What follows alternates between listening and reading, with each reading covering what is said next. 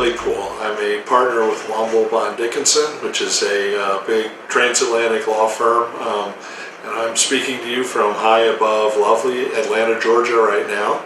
I'm here to talk to you about some privacy issues, particularly privacy with regard to social media.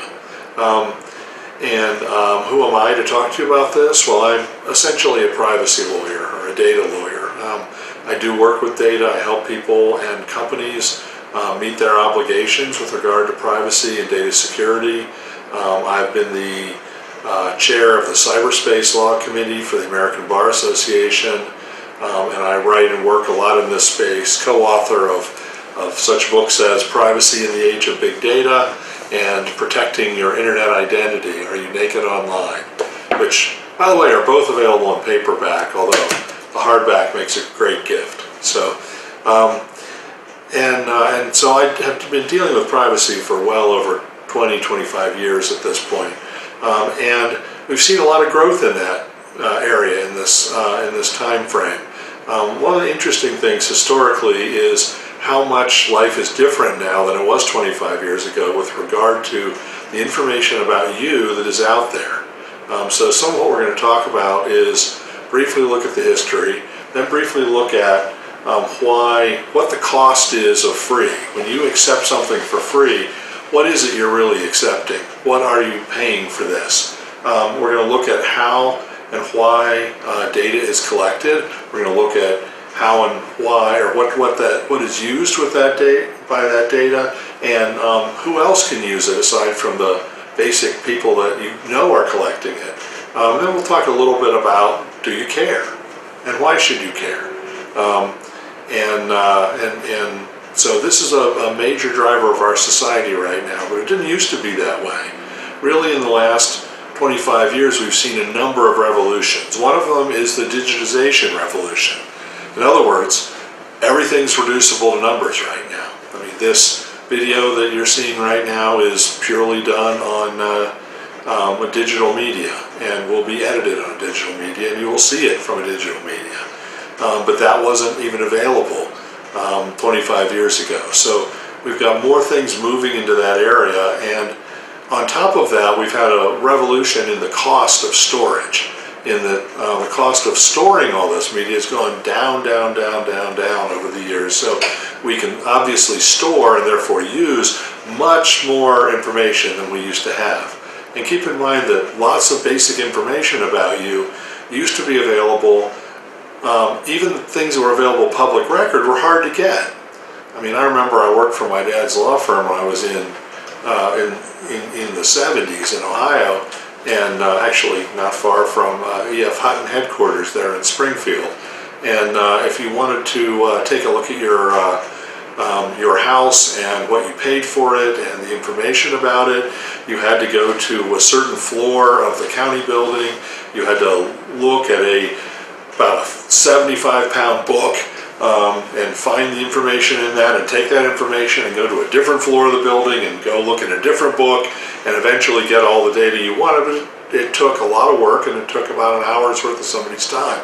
Now it takes 10 seconds of someone's time to look up the same information online, and it's available publicly. So there's a lot more about you just in public information that's available online. But then if we think about what is available what is available now that didn't used to be, well, you have a whole life online that you didn't have. That's actually where the concept for this book came from, is when we wrote this, which is several years ago, people didn't really think about the fact that they were creating an entire new identity for themselves online. So when they put their information out there, most people who want to know about you, that's what they see. They see what's out there. They don't know you personally. They know your identity as it stands online, and so that's what they know about you. And we've seen that social media is a manner for you to put more and more out there, and there's a lot of ways that people can get that and can use that, and that's what we'll be talking about. So there's more information about you just that you're putting out there. But then think about the fact that there's also something that we have going on right now called the Internet of Things, which means that more and more stuff that you have is taking information about you. not just the basic stuff like your telephone, which we'll discuss a little bit later. Your smartphone is taking enormous amounts of data from you and has something like 9 or 10 different sensors in which it can pull information about you and offer it to somebody else. And we'll talk about what those are. But your kid's Xbox, for example, takes facial recognition data. In other words, the box knows who is in the room at any given time because it recognizes whose face has just walked past its camera. So, there's a lot of this going on, and we're putting cameras out everywhere. We're putting other information gathering devices out everywhere. Some of this is for very good reason. It's to help manage the traffic, for example, or help security at banks, but it still is taking information about us. A very good example is I used to live in Charlotte for the last 20 years before I moved down here to Atlanta. And in Charlotte, they have internet-enabled trash cans. All right, that sounds sort of silly. Why would you internet-enable a trash can? Well, basically what it has is two pieces to it. It has a sensor and then a connectivity piece. And all the sensor does is decide whether or not the trash can is full. And if it's full, the connectivity piece sends that information off to the city and says, come empty this trash can. All right, what does that mean? That means that the city can have, like 8 less people managing the trash than they needed before, because nobody needs to go out and empty the trash until they know the trash can is full. So that means that substantially less people handle that. But it also means that there's something that is a sensor out there every time you walk past a trash can that is sensing something about you and about the can. So there's a lot going on. There's a lot of information out there, and a lot of the things that we do online, we don't have to pay for, which is terrific. On the other hand, keep in mind that when you're not paying for something, there's still, those people who are putting it out there still have to make money some way. Now, in the old days of newspapers, either you paid for a newspaper or you paid a tiny amount for a newspaper and they covered it with advertising, which is a fairly standard business model at the moment. And that happens more and more online, especially because when you have information about people, you can more carefully target the advertising, which is, frankly, before we get too far into it, a whole nother revolution that we've seen in the last several years, which is a revolution in how we deal with this data. All the data that's gathered and aggregated about you can be used to manipulate you or other people in various different ways. And we've gotten better at figuring out how to push your buttons. Amazon has gotten better to figure out that if you ordered this book, you might be interested in this book. Or if you ordered one of those books, you might be interested in a video on privacy, on something else. So, they know what buttons to push, and they're getting much better at that all the time. So let's talk a little bit about what's collected, because keep in mind that when you don't know what the product is because you're not paying for it, you're the product.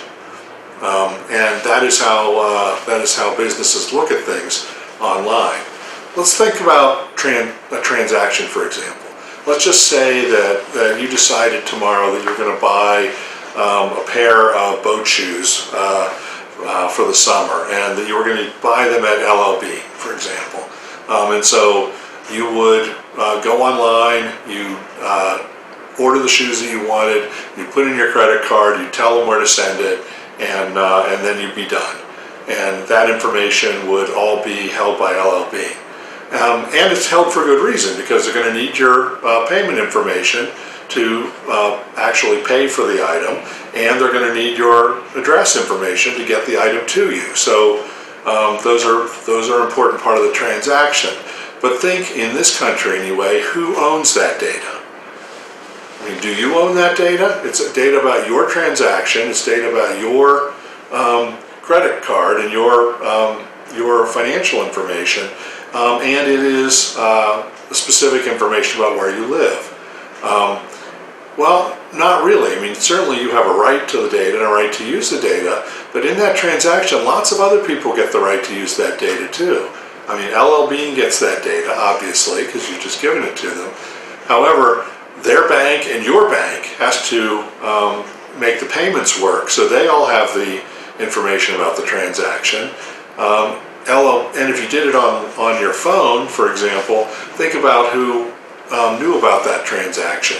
Your telephone company that covered the phone call, the maker of your phone, whether that was Apple or Google or somebody else, the maker of the software that allowed you to order this and the app that allowed you to order this, all of those folks now have all this information about you. And then LL Bean has to ship it to you, and my guess is they probably don't have their own shipping company, so they give your information about this transaction and your address to a shipping company. So that's a dozen different sets of people and companies that now have your information from one simple transaction. And in this country, they're allowed to use that information for anything they want. There's a new law in Europe, and you may have been reading or hearing about this. It's called the GDPR, the General Data Protection Rules.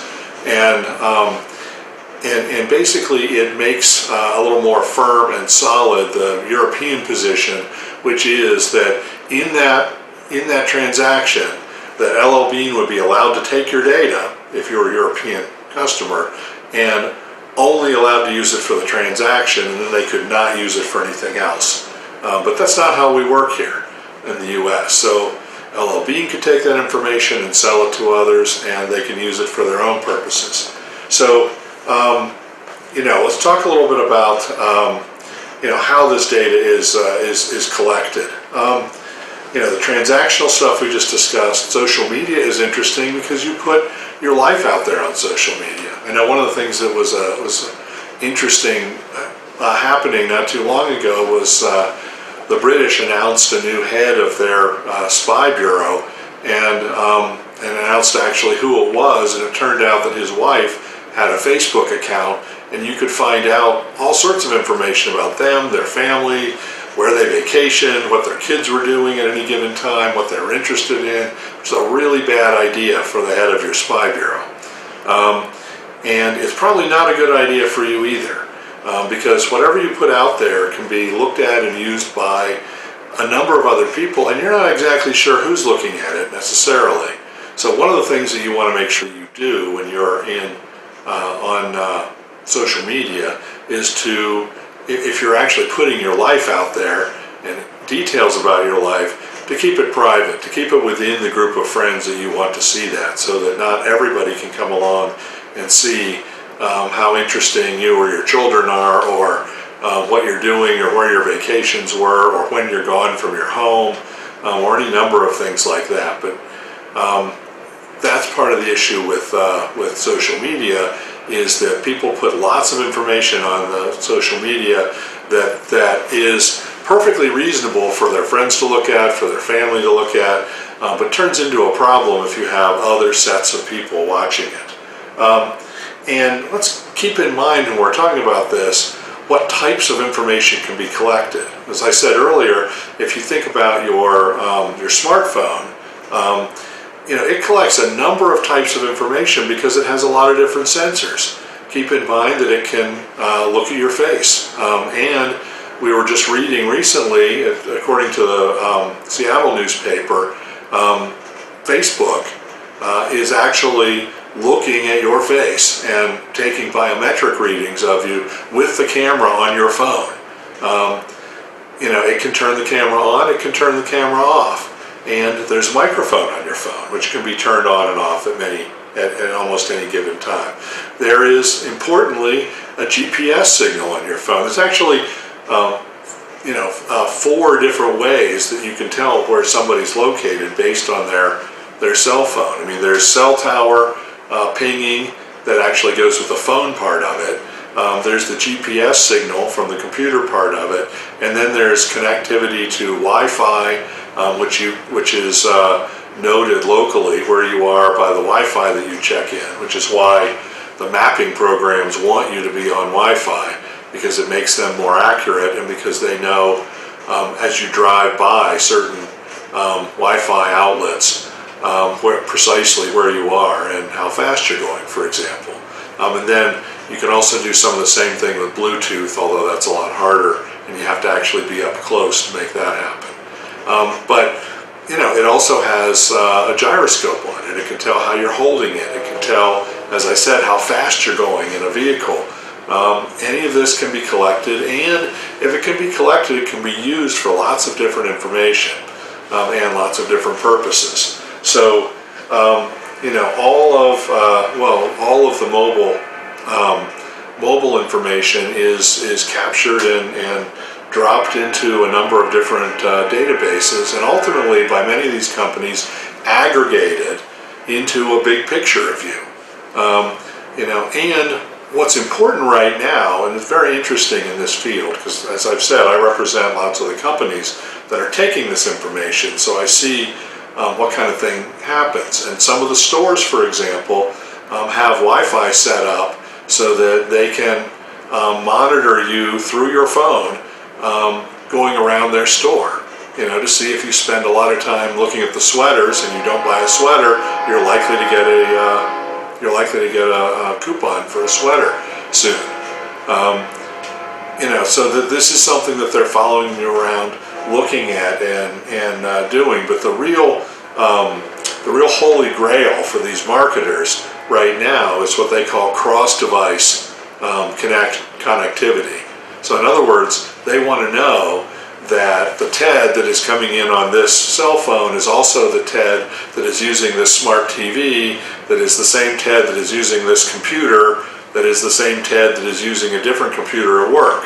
They want to be able to connect all those so that their aggregated picture of me is more and more accurate all the time. Now, a company like Facebook can do that, or a company like Amazon can do that fairly easily, because on each of those you actually sign in, and so they know who you are because you've signed in and said, "I'm Ted. Here's what I'm doing." And so on Amazon, for example, if you sign into Amazon Prime, then they take the notes down that coming in from this phone, coming in from this computer, coming in from this smart TV or automobile, which we can do now. Is all the same person, because it's all coming in on the same account. But if you don't have an account with somebody and you still want to know that, there are ways to figure that out. And one of the things that companies have started doing recently, for example, is that your devices talk to each other. And they talk to each other in a language you do not hear. So companies are using subsonic signals to let your smart TV send out a signal to your phone, which, if it has the right application, will send a signal back to the TV. And that way, whoever's taking the advertising right then will know that not only are you the person who has that smart TV, you're the same person who has that smartphone. So I know it sounds creepy, but we're getting more and more into this, and once again, the smart TVs now are coming with cameras on it, so they can actually see into your house as well as allowing you to see out of it. And a lot of companies have the ability to turn on some of the sensors that you wouldn't even think about on your devices. So this is the kind of thing that's being collected. So one of the things we want to talk about then is how it's being used. Why would you collect this stuff anyway? Well, one of the main primary ways is to market to you. Once again, if you don't know what the product is, you are the product. Or, as it was stated a while back when Mark Zuckerberg started off Facebook, he's gathered the herd, now he just has to find a way to milk it. And that's what he's doing right now. He and the group at Facebook and the other social media folks are beginning to gather as much information about you as possible and sell it off to advertisers and others who want to get in front of you, who want you to buy their product, who want you to consider their services. And so you, in this case, are the product. And so the more information they find out about you, the more they can do, the more they know. I mean, and what does this mean? I mean, you'd be amazed at what you can tell. And what it would mean. I mean, for example, if I saw, I don't know how many of you have little VIP cards that you take to the grocery store, and you can use it and you can get discount of $10 or something on your entire purchase of groceries, but then the grocery store has a list of what you've purchased. Now that list they can sell to almost anybody, and if they know that, for example, that you buy dog food every now and then, you probably have a dog, which puts you in a certain category. First of all, of a kind of pet person that needs other pet products, but also they've made determinations about the likes and dislikes of certain people that have certain kinds of pets. Did you buy the kind of food that would show that you have a big dog? Are you a big dog person? Are you a little dog person? Are you a turtle person? The advertisers have thought about what that means.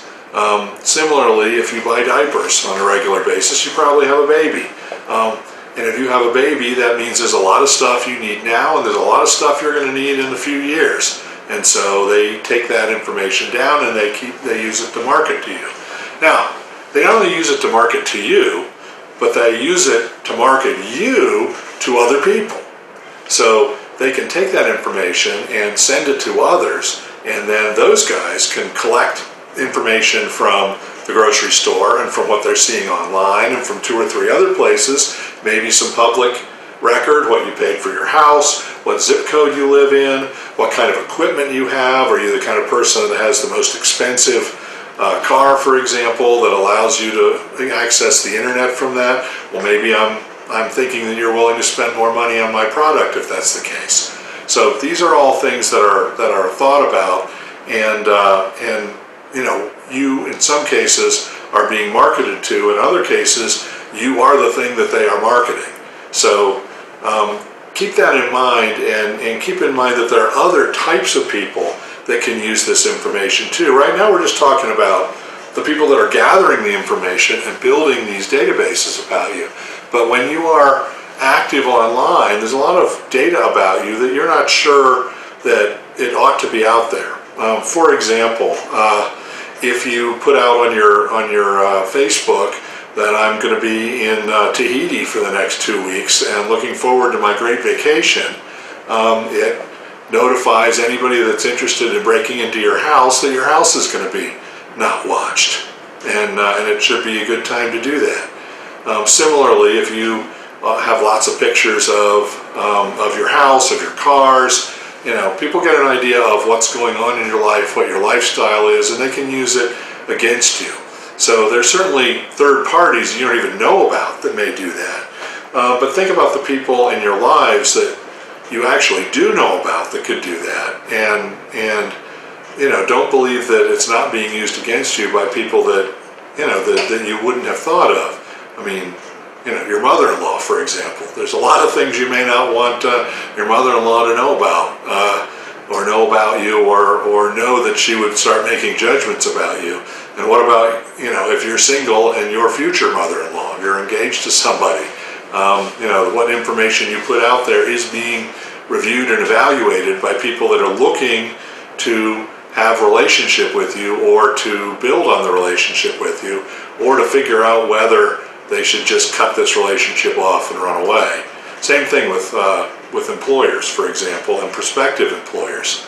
I mean, a very good example is vacation pictures. Okay, nothing wrong with vacation pictures. Obviously, it shouldn't be able to get you in trouble. But I mean, if you took a terrific beach vacation and you have lots of pictures of you in a tiny little bathing suit, and you have those out there online, that's perfectly fine for your friends and family to see. But you know what? If you're an elementary school teacher, that might be looked on as overexposing. If you're an executive, that might be looked on askance. And I'm talking about male or female, a guy in a Speedo or a woman in a little bikini.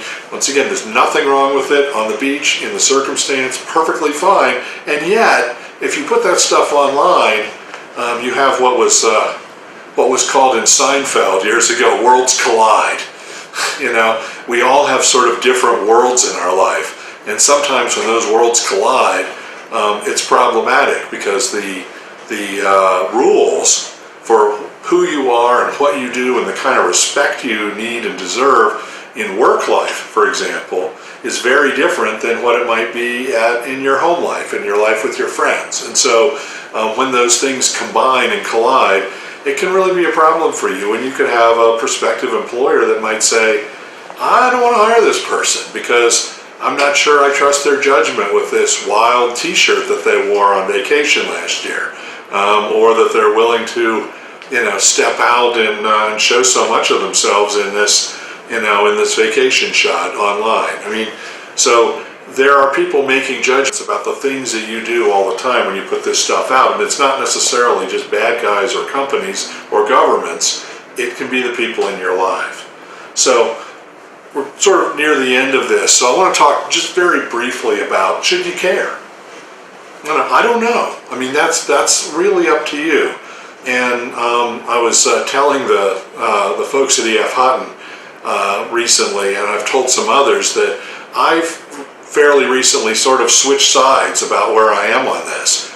I've said as a cry in the wilderness for years that you should be paying attention to your privacy.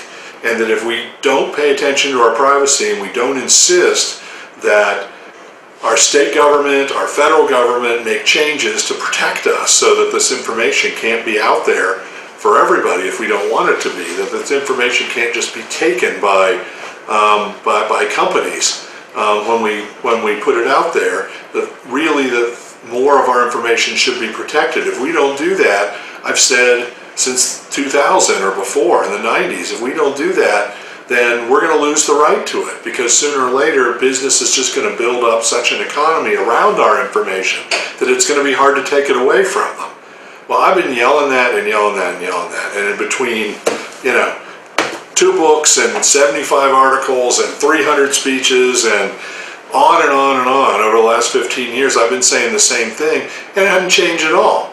And you know what hasn't changed? It hasn't changed that everybody I care about is still willing to give important pieces of their private information away for a 20% off Chipotle coupon, right? I mean, and if that's going to be the case, why do we care about this? Or does it show that we don't care about this? Well, there are reasons to care, and there are reasons that we should be concerned about what we're doing and aware of what we're doing. But we really need to think about how deep that goes, and is it worth getting together and writing our congressman, or getting together with a group of people and pushing Facebook and say, we're going to quit unless we see you do the following. If we're not willing to do that, then clearly we don't care enough about it. And I told EF Hutton that's part of why I'm comfortable on the dark side now. I'm there helping people manage data at the moment, because I can't seem to find enough people who are concerned about it to protect their data. But maybe you're that person, and I hope you are, because I think it's important. Privacy is a very significant thing for us. It really helps you. It helps creativity. It's important for democracy that we know, that we can be safe in our own heads and safe in our own actions. And when we know people are watching us and they're always aware of us, we behave differently and we behave less free. So privacy really is important for freedom, and it's something that you should be thinking about. So thank you for paying attention today. We really appreciate it, and we hope you have a good day.